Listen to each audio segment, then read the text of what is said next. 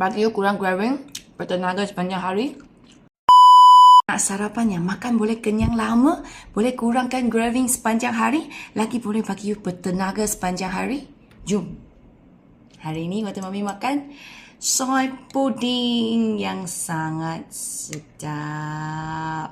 Makan sejuk-sejuk. My God, sangat best. Perisa original.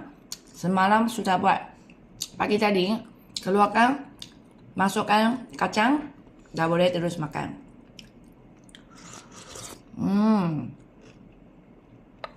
Memang best.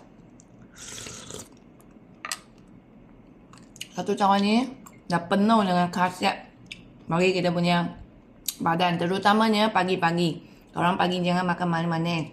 Jangan makan kuih-kuih, mi goreng-goreng, mihun goreng, biskut, 3-in-1 punya minuman. Semua jangan.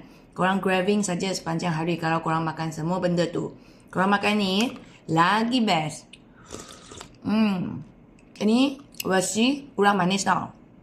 Sebab ini tak ada gula langsung, tak ada perisa, pengawet, pewangi, pewarna. So korang yang nak manis sedikit, you tambahlah sedikit pemanis ataupun sedikit kurma, potong-potong sikit masuk, ataupun sedikit buah-buahan masuk ke dalam. Sebab apa? Sebab badan kita tak boleh terlebih banyak gula. Kalau banyak gula, you sepanjang hari memang mood tak boleh tenang, hormon tak stable, craving je dan lapar sentiasa. So pagi-pagi kita makan macam ni.